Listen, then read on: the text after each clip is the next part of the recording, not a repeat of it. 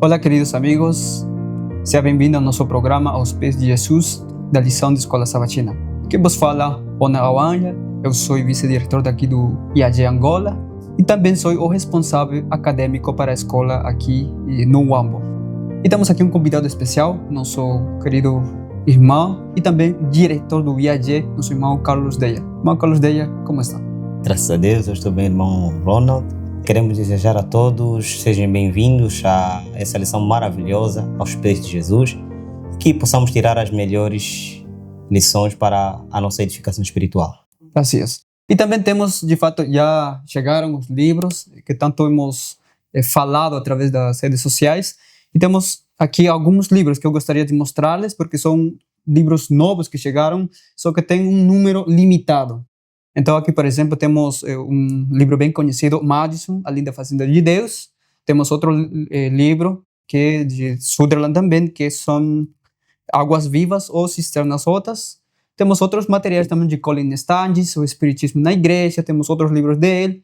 E um livro bem conhecido também e bem esperado, eu acho eu, que são os livros de eventos dos últimos dias.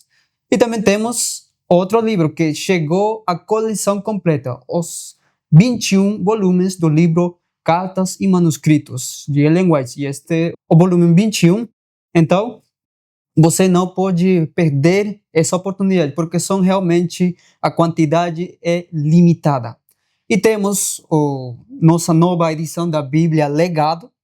Temos aqui a cor preta, temos 5 cores, castanha, rosa, e temos ainda outros livros que o irmão Carlos, de fato, estará apresentando também. Então, eu peço a vocês que possam entrar em contato. Vai estar aparecendo o número das vendas e você pode entrar em contato. O irmão Carlos tem alguns materiais também que apresentar.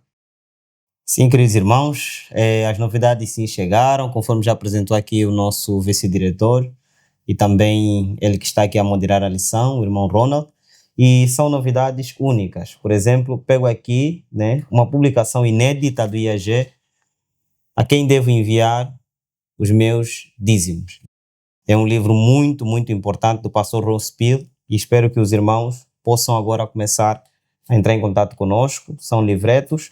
Temos aqui, este livreto que pego em minhas mãos é o primeiro livreto que o IAG fez a sua publicação, O Cristão e a Cultura, do pastor Joy Cruz.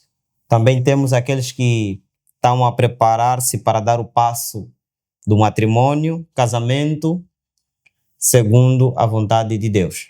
É um livro muito, muito importante. E outro livro, será que a vitória sobre o pecado ela é real ou uma utopia? Então, com esse livro você poderá encontrar passos e respostas com relação a este assunto. O que é ser um verdadeiro adventista do sétimo dia? Os irmãos podem entrar em contato conosco e conseguirem pegar os vossos exemplares. Outro livro também muito importante que trata das questões psíquicas com relação à mente. Aqui o livro Simples Assim, e também temos o livro Solução de Deus, que é outro exemplar, eu não trouxe aqui. Com relação à juventude, propósito na vida, temos o livro Jovem, Você Vai Arriscar. Esses e outras novidades estão nos nossos estoques, que se os irmãos estiverem interessados, façam contato conosco e possam já fazer a aquisição destes benditos materiais. Ok. Continuando com o nosso programa da lição de Escola Sabatina, a gente gostaria de fato começar com uma oração. Ok, então eu convido vocês que estão aí para orar juntamente conosco. Oremos.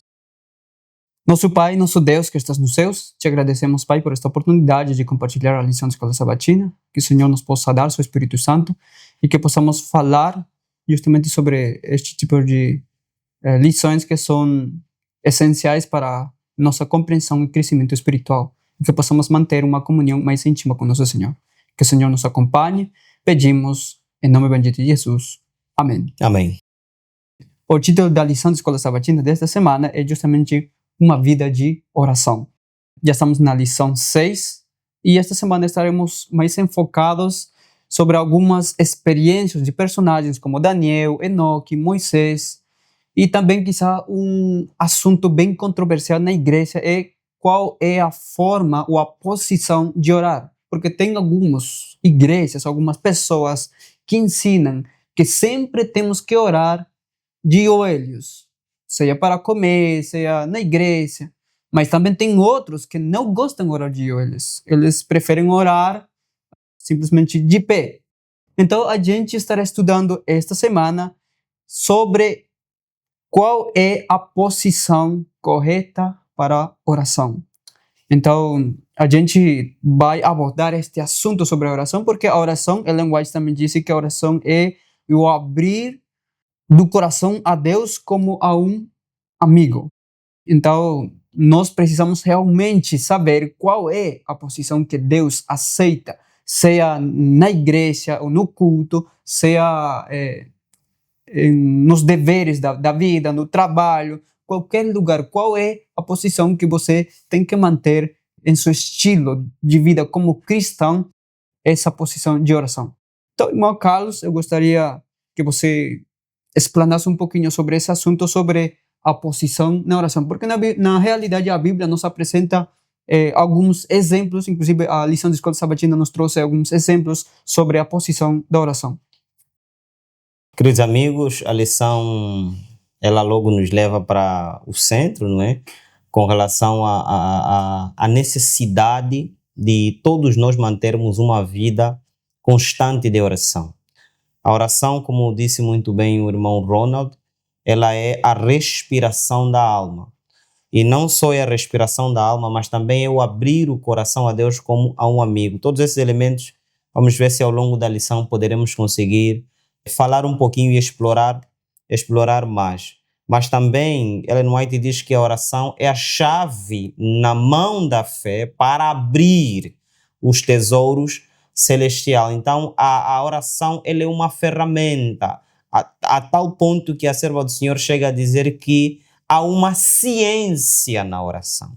Então, não é só orar, há um processo que a gente também precisa seguir. Então, a oração é algo extremamente importante. Nas minhas várias experiências que tenho tido com relação a essa questão da oração, é interessante notar, queridos irmãos e amigos, que Jesus, durante a sua abordagem para com aqueles que se perderem e para com aqueles que forem ganhos para o céu, Jesus deixa claro de que, principalmente para aqueles que não forem para o céu, nunca vos conheci. Essa expressão nunca vos conheci, irmãos, é importante falarmos um bocadinho, porque como é que você conhece uma pessoa? Vimos que a definição de oração é abrir o coração a Deus como a um amigo. Então, quando você não passa tempo com uma determinada pessoa, não convive, não demora-se mais tempo com essa pessoa, é impossível ele descobrir os segredos, abrir o teu coração, falar as coisas mais íntimas.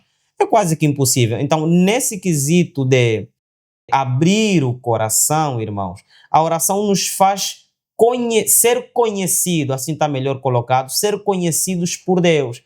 Onde? Na sala de audiência. Ou seja, Deus só conhece aqueles que estão constantemente com Ele, aonde? Na sala de audiência. Como é que uma pessoa que nunca entra na sala de audiência quer que Deus lhe conheça? Deus vai te dizer claramente que nunca te conheceu. Eu nunca te vi na sala de audiência. Eu nunca te vi em momentos mais íntimos comigo. E não só, vou um pouquinho mais distante, irmãos. Nesse quesito de ser conhecido por Deus ou não, até os demônios também conhecem. Eles sabem quem tem uma vida de oração e quem não tem. E aqueles que não têm uma vida de oração são considerados, irmãos, pasme, como mortos-vivos.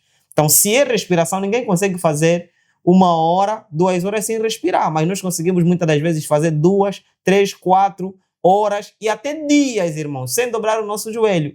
Aos olhos dos anjos caídos, essas pessoas são consideradas como sendo o quê? Mortas-vivas. Então, são muitos pontos que a gente aqui poderá explorar e o ponto principal aqui que o irmão Ronald acabou por me frisar, um dos pontos, não digo somente esse, é a questão da postura na oração.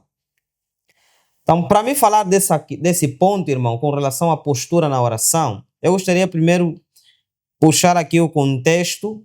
Ellen White nos ajuda, então, a entender aqui o assunto com relação à oração e ela traz alguns pontos para começarmos a responder essa questão da oração de joelho. Estamos a viver em tempos perigosos. Os adventistas do sétimo dia fazem a provisão de ser o povo que guarda os mandamentos de Deus, mas estão a perder o seu espírito devocional. Este espírito de reverência para com Deus ensina os homens a maneira de se aproximar do seu Criador com consagração e reverência pela fé, não em si mesmo, mas num mediador. Assim, o homem está seguro sob todas as circunstâncias em que se encontre. O homem deve ir ao escabelo da misericórdia, de joelhos prostrados, como um súdito da graça, um suplicante. Então, ela aqui levanta o ponto da reverência, respeito, temor, ao nos dirigirmos diante da presença de Deus. Sendo que Deus é santo, e quando nós contemplamos o livro de Isaías, capítulo 6, os serafins que estão diante da sua presença, repetindo 3 vezes a santidade de Deus, nem sequer têm a capacidade de contemplá-lo, pelo contrário, cobrem a sua face, cobrem o seu corpo. Irmãos, mostra-nos um senso de extrema reverência e reconhecimento da majestade do nosso Deus. E, infelizmente, ela preocupada vê que entre o nosso povo está a se perder esse senso de reverência para com a majestade de Deus. Então, para começar a colocar ordem na coisa, ela enfatiza nas seguintes linhas. Quando em oração a Deus, a posição indicada é prostrado de joelhos. Este ato de culto foi exigido dos 3 hebreus na Babilônia, mas tal ato era preito que só deveria ser prestado a Deus, o soberano do mundo, o dominador do universo. E esses 3 hebreus recusaram-se a dar essa honra a qualquer ídolo, mesmo que fosse de ouro puro. E ela continua: tanto no culto público como no particular, é nosso dever prostrar-nos de joelho diante de Deus quando lhe dirigimos nossas petições. Este procedimento mostra a nossa dependência de Deus.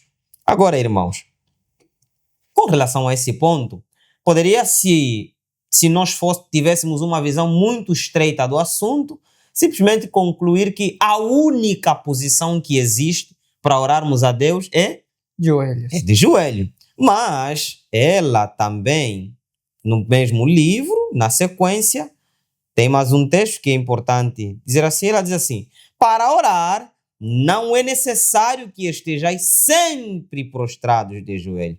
Cultivai o hábito de falar com o Salvador quando a sós, quando estás caminhando e quando ocupados com os trabalhos diários. Ciência do Bom Viver, na página 511. Então, se nós irmos numa visão mais equilibrada, o ideal é que no momento em que a gente, no momento particular, estamos a ter um momento litúrgico, a gente se dirige a Deus de joelho. Mas existem situações em que não necessariamente a gente tem de se ajoelhar, que a gente depois poderá trabalhar essa outra temática. Então, para mim, fica claro que não é a única posição, a oração de joelho.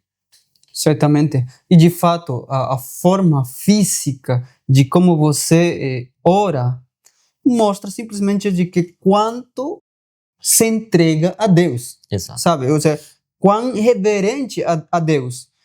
De fato, as escrituras mostram muito sobre esse assunto. Agora, você mencionou sobre o assunto de orar de joelhos. E isso sempre quando se trata de adorar a Deus. Eu tenho uma citação, por exemplo, diz aqui, no livro Oração, acho que não temos no português, acho que já temos agora, mas no aplicativo não temos, no aplicativo eu traduzo do espanhol, diz assim: homens e mulheres, não desonreis a Deus com a vossa irreverência e ostentação. Não fiqueis em pé com atitude farisaica ao oferecerdes as vossas orações a Deus. Desconfiai da vossa própria força. Não confieis nela, mas postrai-vos frequentemente de joelhos diante de Deus para o adorar. Então, para adorar, disse Deus, de que dobrai os joelhos e não fiqueis como os fariseus, mostrando essa atitude de orgulho, sabe? Eu sou já cristão, tenho muita experiência, não nesse sentido, mas quando você reconhece que Deus é seu Criador e você está naquele momento em pedir petições ou de adorar a Deus, o mais ideal é postrar-se, ou de joelhos, como diz. Mas também a Bíblia, irmão, nos apresenta algumas posições, a lição nos trouxe também, por exemplo, a posição de ficar em pé quando, e também de sentado. Não sei se gostaria de tocar esse assunto, porque a lição, por exemplo, o primeiro exemplo que eu coloco aqui de Josafá, o verso 5 e 6 diz assim: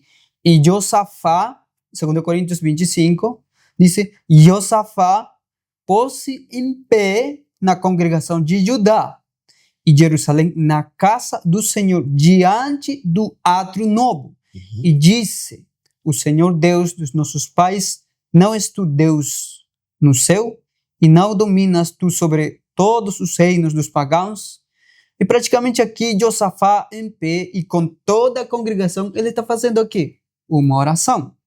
Então, temos outro exemplo de Neemias, temos outro exemplo de Jó 30:20. Também temos aquele que mencionamos, fez pouquinho, do fariseu.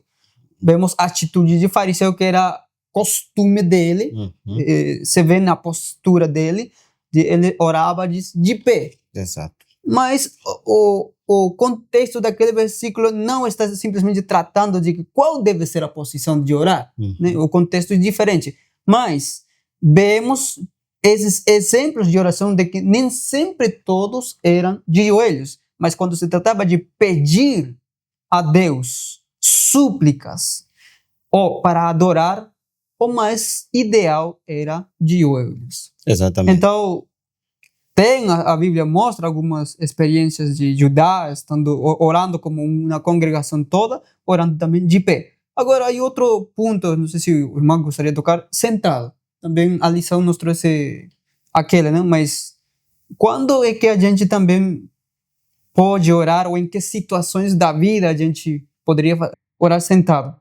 Bem, eu acredito que as várias situações da vida, por situações de doença, por situações de uma debilidade no corpo, podem levar uma pessoa a ter que orar na mesma posição. Ainda mais nos tempos em que vivemos, muita gente tem problema de osteoporose, e quando vem para dobrar o joelho, problema das rótulas, coisas aí do gênero, em questões de saúde, por vezes, impedem. Mas, em contrapartida, o senso principal na oração, como aqui está a ser mencionado, eu acredito que o que qualifica a aceitação ou a rejeição não é a posição, mas é a intenção e o desejo do coração. Isso é o que determina o que Deus vai aceitar e o que Deus não vai aceitar. Por exemplo, como no caso do fariseu e do publicano, ambos encontravam-se em pé. As duas orações foram feitas em pé. Mas o que estava a revelar aí, o ponto principal era o quê? Era a intenção de cada um ao se dirigir a Deus. Então, eu acredito que por mais que uma pessoa possa estar na posição mais reverente possível, como tem o texto de orientação, né, da criança, a pessoa ajoelha-se, eleva os braços para o céu, olhando para o céu, olhando e falando a Deus. Em si só, isso não determina se o coração, na realidade, está está apto e Deus está, na realidade, satisfeito com as ações e a intenção dessa pessoa. Então, eu acredito que Deus não está preocupado com somente a aparência exterior. Tem o seu elemento a desempenhar? Tem, a posição tem sim o seu elemento a desempenhar. Mas é o fator principal? Não. Porque muita gente, irmãos, prostra-se de joelho todos os dias. Mas, infelizmente, o coração não está regenerado. Essa é a questão. A questão principal é que se esse coração está regenerado ou não. Então, temos a posição ideal, é prostrar-se. Mas agora, isso em si determina a essência da oração? Eu acredito que ela em si só não determina a essência da oração. É praticamente a intenção que você tem. Se você, por exemplo, está em uma situação bem crítica, passou problema, você não vai orar de pé e dizer, Senhor, passei isso. E, claro, normalmente as pessoas que estão em dificuldade, sabe, sempre se acostumam a olhar-se diante de Deus, porque reconhecem de que é Deus quem está ao controle. Reconhecem, inclusive, você pode fazer súplicas diante aí na oração de derramar sua própria alma. Então, é praticamente isso, não? O propósito que vem, a intenção que você faz diante de Deus. Porque também eu já vi, não sei se você também já percebeu isso, de que muitas vezes, não sei se neste continente é comum, muitas vezes eu já percebi de que em outros lugares a gente quase não gosta muito de orar durante o culto, por exemplo, de orar de joelhos. Preferem em pé. E eu notei, tipo, uma postura mais relaxada, sabe, de orar, de mãos no bolso. E nessa postura, eu vejo assim um pouquinho mais postura de relaxado, mas não no espírito de contrição, quando, por exemplo, tem que fazer um evento. E orar assim, para mim, como que eu acho que o ideal seria postrar-se de Senhor, porque você vai fazer um evento, mas também acho que também deve ser a falta de conhecimento também, né? Então, nós realmente precisamos seguir mais de perto o que ensinam as Sagradas Escrituras e sempre ter essa intenção de reconhecermos que somos pó, somos tão dependentes de Deus e orar conforme temos esse conhecimento. Exato. Então, eu acredito que, conforme o irmão Ronald frisou muito bem, muitos até talvez não se prostram, não oram com a posição orientada nas Sagradas Escrituras e no Espírito da Profecia, porque eu acredito que tem também falta de conhecimento. Isso tá incluído. Por isso é que a primeira citação que eu li aqui do Mensagem Escolhida, a serva do Senhor enfatizou muito. Dentro da igreja, o Espírito em reverência entrou de forma muito profunda, né? Então, e são pontos com que a nossa juventude, como não aprende a posição correta de se dirigir a Deus, de que maneira se dirigir a Deus. Então, eu não digo que é só a posição. Até a roupa com que a gente veste também espelha o senso de reverência. Então, a reverência é um pacote, não é? Porque imagina que até você está de joelho, mas vai com o tronco todo descoberto, de calções, na presença de Deus, porque eu estou a me dirigir na presença de Deus. Então, até a nossa roupa determina o senso da reverência, né? Então, temos que cobrir o corpo devidamente, porque sabemos que estamos a nos dirigir ao Senhor do Universo, aquele que criou os céus e a terra. Um evento até que talvez poderia ser mencionado, e as pessoas podem talvez falar no comentário, é quando Ellen White repreende um jovem que era estudante da escola em Battle Creek, foi convidado para fazer uma oração num culto público, onde Ellen White haveria até de explanar a palavra, e esse jovem se levanta e começa a fazer a oração em pé. Ellen White interrompe o rapaz e orienta-o para que ele se prostra de joelho para que ele possa fazer aí a oração conforme orientado nas Sagradas Escrituras. Então, veja, esse detalhe é importante mencionar. Por quê? Por que Ellen White faz essa correção pública ao jovem? Porque ele era um aluno da escola e os professores passaram essa orientação. Então, o senso de irreverência estava lá manifestado. Então, era necessário que se lhe fizesse essa correção, porque ele tinha luz de qual seria a posição correta para ele se dirigir na presença de Deus. E foi uma orientação bem pontual da serva do Senhor. Bem, claro, e por isso que nós hoje temos essa luz, né, através do Espírito e Profecia, a gente saca mais conclusões mais bíblicas, sabe? Muitas vezes a gente, quando estuda as Sagradas Escrituras, não percebe esses detalhes. Então, muitas vezes diz, se em pé, ou posso estar orando. Olha, depois vamos falar um pouquinho sobre Enoque. Por exemplo, como ele mantinha essa vida de comunhão, de estar conectado todo o tempo na oração. Porque a oração tem que ser, praticamente a linguagem também menciona de que deve ser como uma respiração. Então, olha, se nós mantemos esse hábito de orar, e claro, não todo dia nós vamos estar postrados de joelho. Então, nós precisamos realmente ter esse hábito de estar em comunhão em nossas atividades ou qualquer outro trabalho que você possa ter. Então, nós precisamos realmente seguir mais de perto o que ensinam as Sagradas Escrituras. Agora, irmão Carlos, passando esse assunto, agora gostaríamos de tocar outro assunto que é praticamente dos personagens dessas Sagradas Escrituras. Porque uma das personagens que eu lembro muito bem é de Daniel. Um homem que tinha constância na oração, um homem que orava 3 vezes a Deus com janelas abertas, olhando para Jerusalém.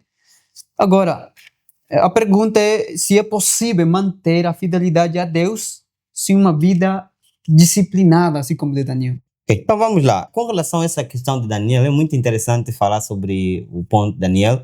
Convido-te a ler comigo Daniel 6,10, diz assim: Então, quando Daniel soube que o escrito foi assinado, ele foi para sua casa e, com as suas janelas abertas em sua câmara, que dava para Jerusalém, ele abaixou-se sobre o seu joelho 3 vezes ao dia e orou e deu graças perante o seu Deus, como costumava fazer antes.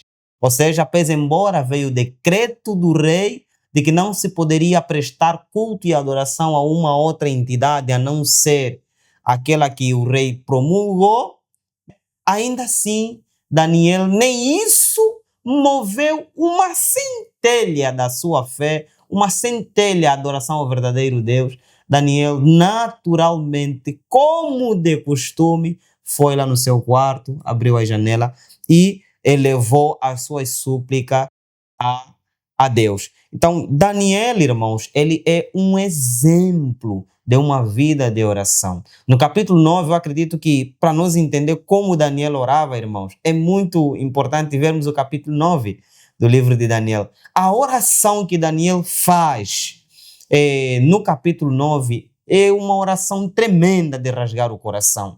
É uma oração transformadora que até moveu de forma significativa o braço do próprio Altíssimo, irmão, que move o céu de forma imediata e o anjo de Deus, Gabriel, vem de forma imediata dar resposta à súplica de Daniel. E tocando aqui no ponto que o irmão Ronald estava a frisar, é possível a pessoa se manter sem uma vida de oração? Na semana passada, nós já vimos, porque o tema da lição geral é crescendo em um relacionamento com Deus. E Deus nos fala de 3 maneiras muito importantes. Deus nos fala por meio da natureza, Deus nos fala por meio das impressões do seu Espírito em nossa mente e, em importância, aquilo que falamos na semana passada, por meio da sua palavra. Deus se comunica conosco por meio desses meios. Mas agora, como é que nós nos dirigimos e nos comunicamos com Deus? Por meio da oração. Por meio da oração. Enquanto que a palavra é ela que nutre a nossa vida espiritual, a oração é o meio de nos manter vivos, porque ela é a respiração. Enquanto um é alimento, outro é quê? Respiração. Quem não come está desnutrido. Aqueles que não usam a palavra de Deus diariamente estão desnutridos espiritualmente. Agora, aqueles que não oram, o que eles estão, irmão Ronald? Estão mortos. Porque se ele respira a oração, quem consegue fazer 1 hora, 2 horas sem respirar, irmão? 1 minuto, um pouquinho, os mais que fazem esse tipo de práticas, até 4, 3, 5 minutos chegam, e depois morrem. Exatamente. Então você vê que toda pessoa que não ora, conforme eu disse na minha abordagem primária, ele é um morto-vivo diante dos anjos, dos anjos caídos. Ou seja, os anjos caídos olham para essas... Por isso, irmão, quando nós vemos determinadas abordagens nos filmes, tal dito mortos-vivos, uma pessoa que está morta, mas está viva, e vira um zumbi. É assim que os anjos... Na realidade, essa é a condição, aquele zumbi que aparece lá nos filmes e tudo mais, essa é a condição de uma pessoa que não não tem vida de oração. É a condição dele. Ele é um morto vivo. Por isso é que é com toda clareza e certeza que Deus vai dizer: apartai-vos de mim, não vos conheço. Nunca te vi na sala de audiência. Quantas vezes você entra para falar comigo? Eu não tenho tempo para nós termos uma conversa mais profunda. Então é ali onde desenvolve-se a amizade com Deus. Daniel era amigo de Deus.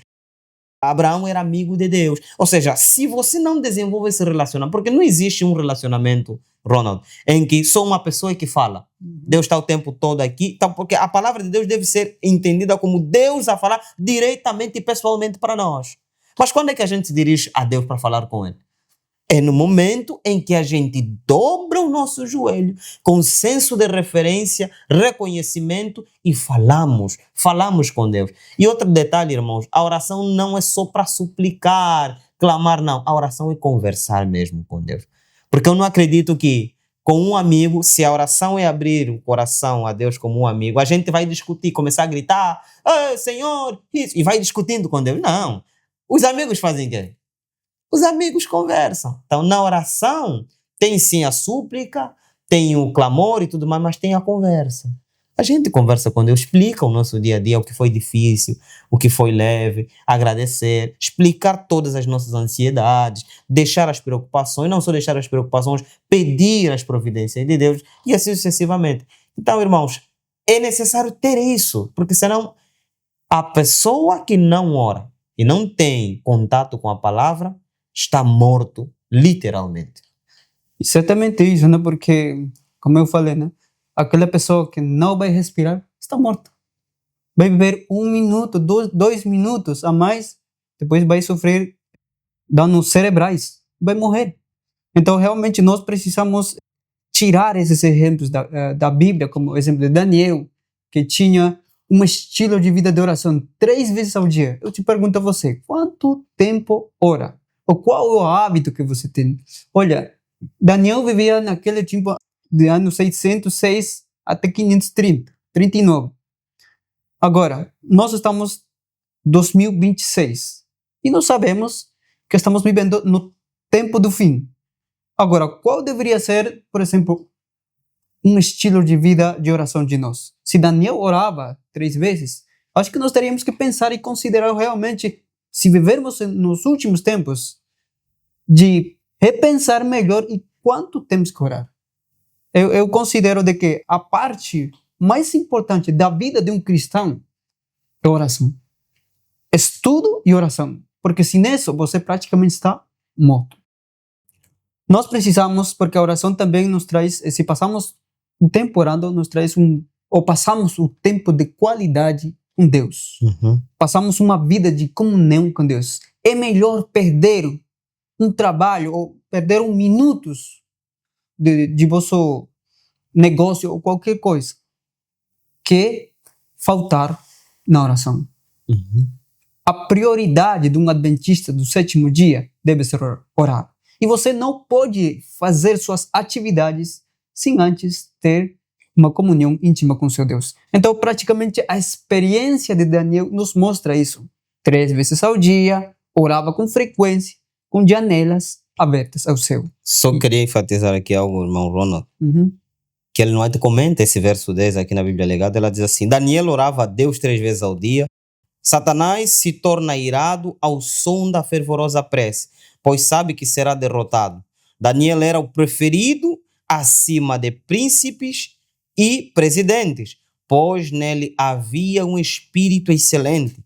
Anjos caídos temiam que sua influência pudesse enfraquecer o controle que eles exerciam sobre os príncipes do reino. Então veja que Daniel era, por meio da sua influência, consagração e devoção a Deus, teria uma influência muito positiva sobre a mente do rei que estava a reinar nos seus dias. E eu queria acrescentar aqui mais um detalhe, irmãos. Jesus era Deus. Sim ou não, irmão Ronald? É. Mas também era feito homem. Mas mesmo ele sendo Deus, tinha necessidade de quê? Orar. Ellen White diz que várias e várias vezes Jesus dobrava a noite e pedras de gelo se agarravam sobre a sua cabeça, e quando o sol raiava, batia sobre o mesmo e todo o gelo se desfazia e ele vinha totalmente revigorado das montanhas de Belém. Veja aqui o que é que fala. Quando Jesus viveu aqui na terra, diz a serva do Senhor, ensinou os seus discípulos a orar. Disse-lhes que contassem a Deus as suas necessidades e que partilhassem com Ele as suas lutas e dificuldades. Jesus falava por experiência. Tudo que ele suportava dia após dia, rodeado pelo pecado, partilhava com seu Pai. Era assim que ele encontrava conforto e força para continuar. Se Jesus sentia a necessidade de orar regularmente, constantemente, quanto mais necessitamos nós de fazer o mesmo? Essa é a pergunta que ela deixa para nós. Se Jesus, que era Deus, tinha essa necessidade, e nós? Quanto mais? Quanto mais, né? Então precisamos ter essa capacidade, irmão, de reconhecer que nós somos fracos, miseráveis, pobres, cegos e nus. E sem uma vida de oração, somos presas fáceis. O homem que disse, tu sol, detente sobre Gibeon, e tu lua sobre o vale de Ajalon, diz a serva do Senhor, era o homem que durante uma noite inteira jazia prostrado no acampamento de Israel. E ela termina dizendo que os homens de oração são homens de poder. Precisamos orar. Precisamos orar. Certamente precisamos ter uma vida de oração, porque os grandes homens da Bíblia, todos eram homens de oração. Amém. Então, como nós, se temos o desejo de chegar ao céu, eu considero, irmão, de que ninguém que não tem um hábito de orar vai chegar ao céu. Porque a oração é o que nos conecta com o céu. E a oração, ou através da oração, é que nós cada vez começamos a refletir a mesma imagem e semelhança de Cristo. Amém. Agora, saindo desse ponto para o seguinte ponto, temos ainda mais dois exemplos de dois personagens que mantiveram também uma vida de oração, especialmente uma vida de intercessão e comunhão. São praticamente Moisés e Enoque. Agora, o interessante da vida de impacto que causaram estes homens à população, ou ao povo que estava no seu tempo, eram incríveis. E realmente, aquele homem que caminha com Deus pode causar um impacto no seu próximo. Então, gostaria, irmão, que você abordasse um pouquinho sobre estes personagens. Já mencionamos que Moisés, praticamente conhecido como aquele que intercede pelo povo, e Enoque como aquele que caminha com Deus. Amém. Louvado seja Deus. Então, temos exemplos bíblicos e eles precisam ser invocados. E aqui vamos começar com o exemplo do próprio Enoque. Diz assim, em meio a uma vida de trabalhos ativos, Enoque perseverantemente manteve comunhão com Deus. Quanto maiores e mais intensos eram seus trabalhos, mais constantes e fervorosas eram suas orações. Depois de permanecer por algum tempo entre o povo, trabalhando para beneficiar as pessoas, pela instrução e exemplo, retirava-se para passar algum tempo em solitude, tendo fome e sede daquele conhecimento divino que somente Deus poderia transmitir. Tendo dessa maneira comunhão com o Senhor, Enoque passava a refletir cada vez mais a imagem divina. Até os ímpios contemplavam com admiração a impressão celestial em seu rosto. Patriarcas e Profeta, na página 60 e na página 61. Então, Enoque era um personagem que tinha íntima comunhão e relação com Deus. Agora, nesse ponto é importante levantar aqui o seguinte, irmãos. Enoque, pese embora passava muito tempo na presença de Deus, e a Bíblia é clara em dizer que pela contemplação somos quê? Transformados. Então, onde ele passava mais tempo, aquilo moldava o seu ser, moldava o seu caráter e o transformava naquilo que ele mais se detinha, que era a semelhança com Deus. E é isso que ele desenvolveu, ao ponto de o próprio Deus olhar para esse homem e dizer, ele já não é digno que fique aqui nessa terra. Então Deus o toma. E nesse ponto, irmão, alguns por vezes também têm tomado uma dose um pouquinho exagerada com relação a essa questão de manter uma vida de íntima comunhão com quem? Com Deus. Ou seja, caem no outro extremo da oração também. E depois, Ellen White aqui, deixa-me abrir aqui o texto, ela diz que não precisamos ser como os eremitas. Então, Ellen White nos diz que também não precisamos nos tornar extremos nesse quesito. Manter uma vida de comunhão, manter. Mas isso não deve impedir as nossas atividades diárias, irmão Ronald. Porque nós precisamos ir trabalhar, precisamos desenvolver as nossas atividades missionárias e tudo mais, mas não deve ser que a oração deve tomar todo o tempo, a ponto que a pessoa já nem tem tempo para se preocupar em buscar o pão, fazer as outras atividades, se relacionar. Não, ela acautela-nos com relação a esse ponto, dizendo assim, Deus não nos pede que nos tornemos eremitas ou monges e que nos isolemos do mundo. Ele chama-nos a viver como Jesus e alternar entre o monte do isolamento e da paz e as multidões no lugar onde vivemos e estudamos e trabalhamos diariamente. Uma pessoa que não faz mais nada do que orar, em breve deixará de orar de forma significativa. Então também tem outro problema. Então, se a pessoa se inclina tanto num lado, vai desequilibrar. E depois vai acabar por deixar de fazer aquilo que ele pensa que sabe mais fazer. Então, todo cuidado é pouco. Essa citação está no livro Um Convite à Diferença, na página 38, o terceiro parágrafo. Amém.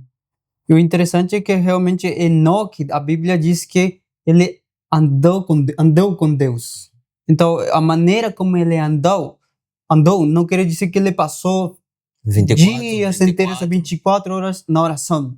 Porque alguns têm esse pensamento, para eu não pecar contra Deus, eu tenho que estar todo o tempo na oração. Não, a Bíblia de fato não apresenta esse tipo de experiências de indivíduos. É claro, a Bíblia apresenta como homens de oração, como já falamos, Daniel, Moisés, que vamos a falar agora, Enoque, inclusive Jesus mesmo. Jesus orava, por exemplo, pelas noites. Mas é claro, durante o dia tinha atividades, tinha momentos para curar, momentos para fazer visitas e caminhar. Então, a Bíblia não nos apresenta aquela ideia de orar às 24 horas. Não. Os homens temos que comer, temos que trabalhar, temos que limpar ou fazer qualquer outra atividade. Então, nós precisamos realmente encontrar esse equilíbrio. Andar com Deus não é estar orando todo o tempo de joelhos às 24 horas. Andar com Deus é que você pode orar pela manhã, fazer suas atividades, mas sempre elevar seu pensamento a esse Deus durante o dia, seja no trabalho, seja na casa, ou seja em qualquer outro lugar do mundo. Esse é manter uma conexão, uma ligação contínua com esse Deus, porque dessa maneira você sempre está elevando seus pensamentos para as coisas celestiais, e ao elevar todos os dias esse hábito de pensar em Deus, de como fazer aquilo, de como fazer ou praticar os melhores métodos para evangelizar, você estará tendo uma comunhão mais íntima com o Senhor e estará refletindo cada vez melhor a imagem e semelhança de Deus. E isso é o que a Bíblia ensina como andar com Deus. Então, nós realmente precisamos ter esse hábito, como eu falei, não orar às 24 horas, senão sempre elevar os nossos pensamentos em oração contínua a Deus, ainda fazendo nossas atividades diárias. Agora, o outro exemplo, irmão, que a Bíblia também apresenta é aquela vida de intercessão de Moisés. Acho que é uma história bem conhecida de Moisés, porque realmente nas Escrituras nós entendemos que o segredo do êxito de Moisés foi justamente uma vida de comunhão e oração com Deus. Ele ainda perguntava, Senhor, mostra-me sua glória, porque me mostra aquela glória. Não, eu não sairei se você não vai comigo. Então, realmente, o segredo dele era realmente comunhão com Deus, comunhão constante. Agora, no livro de Êxodo 20, nós conhecemos que Deus falou com todo o povo deu os 10 mandamentos, mas o povo falou, não, Moisés, é melhor que você fale com Deus. Nós vamos escutar todo o que Deus mandar. Então Moisés foi a falar com Deus e diz, Êxodo 33:11, de que Moisés falava com Deus face a face. Exato. Aunque ele não podia olhar a face de Deus, mas ele falava com Deus face a face.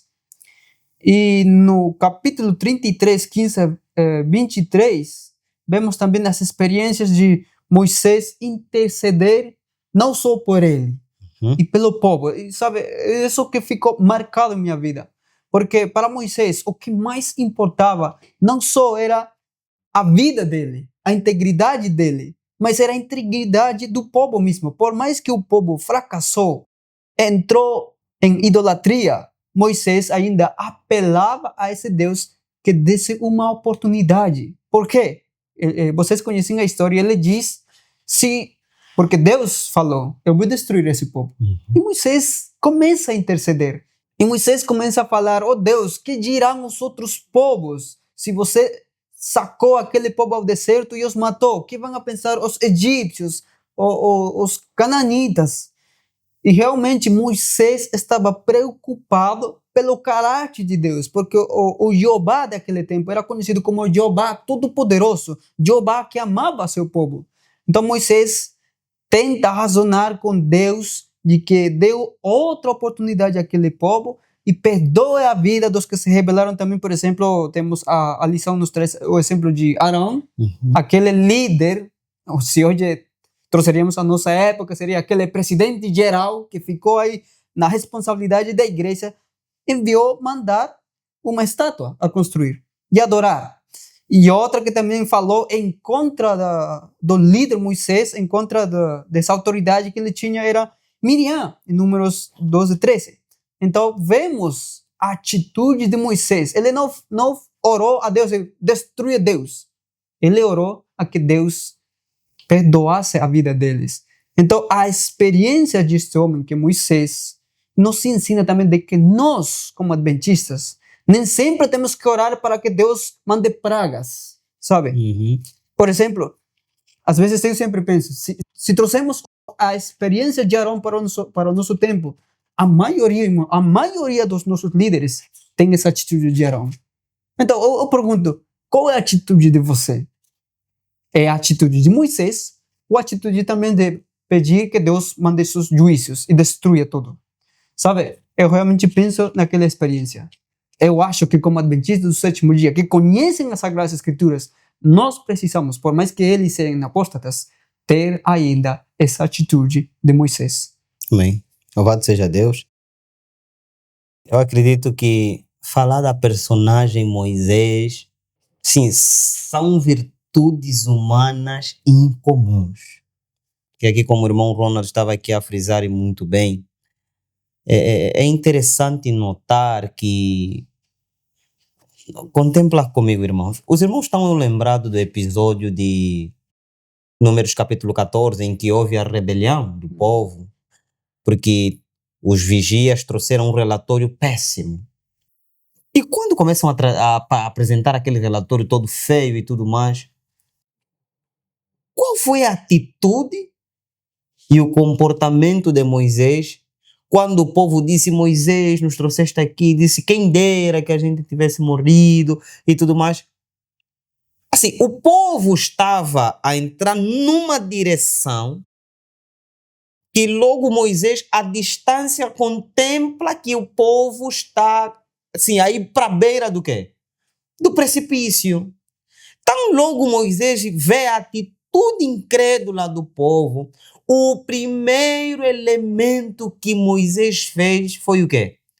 Caiu de joelho e começou a fazer o quê? Já interceder pelo povo. Antes que Deus falasse alguma coisa, Moisés viu esse comportamento do povo e já se prostra de joelho e começa a orar. Mas veja qual foi a atitude do povo, irmãos. Por favor, prestem atenção. Vejam qual foi a atitude do povo. Enquanto Moisés estava prostrado aí de joelho, veja esse relato lá na tua Bíblia, em Números capítulo 14. O povo pega pedra para fazer o quê? Tirar. E Moisés estava a fazer o quê por eles? Intercedendo. Moisés está interceder por eles. E eles pegam pedra para matar Moisés. Irmãos, eu acredito que se fosse muitos de nós hoje nessa condição, dizíamos, eu ainda estou intercedendo por vocês, vocês querem me matar? Então vocês esqueci. Mas veja, não foi esse que sequer a atitude de Moisés. Deus lhe deu outra proposta a Moisés, vamos começar do zero. Moisés disse que não, Senhor. Moisés estava a dar uma lição de moral para Deus. Disse, não, Senhor. Como disse bem o irmão Ronald, o que eles vão dizer? Os egípcios vão ouvir. Então você nos tirou dali para nos trazer aqui para nos matar mais. Então, veja a atitude desinteressada, sem ganância. Assim, uma atitude divina estava sendo refletida pelo próprio Moisés. Ele é típico de um grande intercessor, né? Então, assim, Moisés é uma pessoa que nós não temos como, assim, falar dele sem nos admirar. A Bíblia chega a dizer que ele foi o homem mais manso que a terra já viu. É o homem mais manso da terra. E isso leva-me a refletir, irmãos, num ponto aqui muito importante com relação à questão da intercessão. Muitas das vezes nós até vamos interceder e essas pessoas com quem nós estamos a interceder não vão nos ouvir, vão se rebelar contra nós, vão ser aqueles mesmo que vão ter uma atitude extremamente negativa. E nesse espírito de intercessão, então, o intercessor ele não pode ter motivações egoístas. O que mais lhe deve motivar é ver almas salvas para o reino de Cristo. Por que eu estou a enfatizar isso? Vejam qual foi a atitude de Jesus na cruz. O que eles estavam a fazer com Jesus pendurado lá na cruz?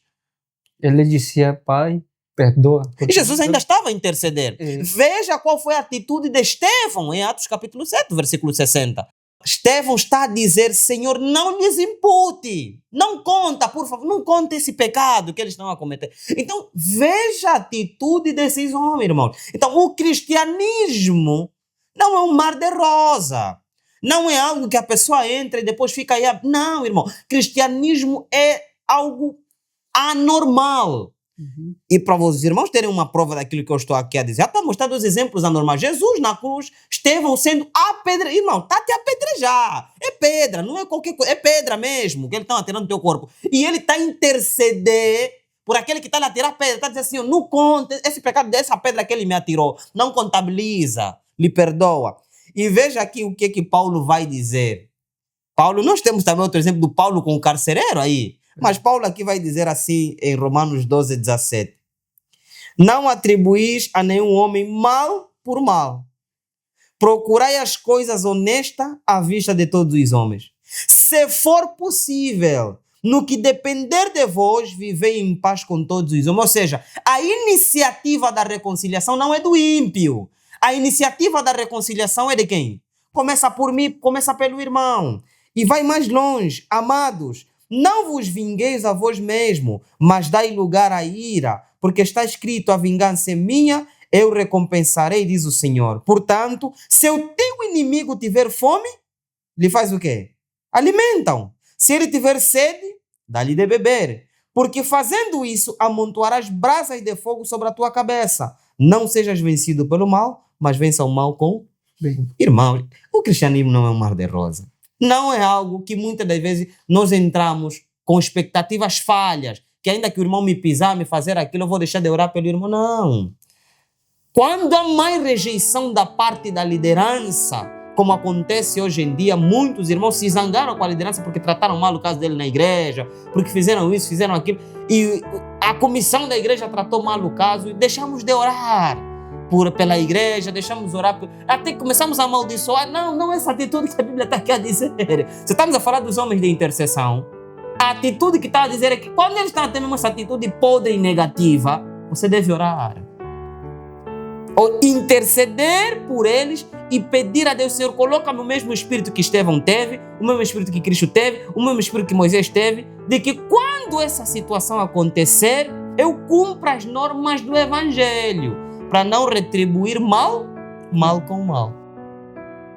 E realmente é isso que a Bíblia ensina.